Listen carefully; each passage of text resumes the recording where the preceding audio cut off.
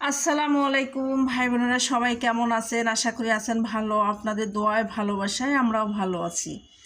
নতুন করে ব্লগ শুরু করলাম সকালবেলায়। আজকের ভিডিওটা, এটা কালকের ভিডিও না, এটা আজকের ভিডিও। তাই সকালবেলা দেখতে পাচ্ছেন অপূর্ব সুন্দর তাজা শাক বিক্রি করতেছে।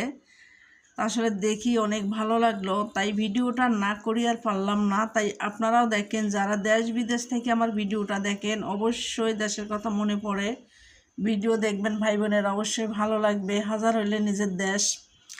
আর যারা দেশ গ্রামে থাকেন তারাও ঢাকা শহরে ভিডিওগুলো দেখতে পারবেন। রাস্তাঘাটে কিভাবে মাছ বাজার, সবজি বাজার, ফলের বাজার ওঠে, বিকেলবেলা কাপড়ের দোকান ওঠে। যারা আমার রেগুলার ভিডিওগুলো দেখেন তারা তো জানেন এই রাস্তার ধারে বিকেলবেলা কি বিক্রি করে। আর এখানে যে মহিলারা বসে বসে বিক্রি করতেছে, জানি না ভাই বোনেরা তাদের ধৈর্য কীভাবে কুলায়। আমরা নিজে সংসারে কাজ করতে আসলে ক্লান্ত হয়ে যাই, তারা কিভাবে যে ঝড় বৃষ্টি এইভাবে রোদ্রে পুড়িয়ে তারা বেচা বিক্রি করে, আসলে তারাই সেটা জানে। দোয়া করি তারা আরও ধৈর্য দেব তাদেরকে। তা আসলে মানুষে পেটের দায়ে অনেক কিছুই করে, এটাই বাস্তবকারী কথা।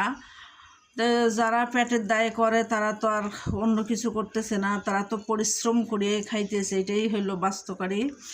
তো এখানে দেখতে পাচ্ছেন এখন তো ফলের সিজন, এখন তো আম ছাড়া চলে না, আম কাঁঠালের দিন এখন।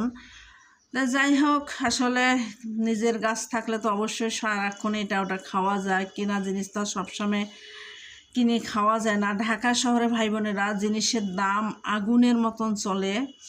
যাই হোক, অনেক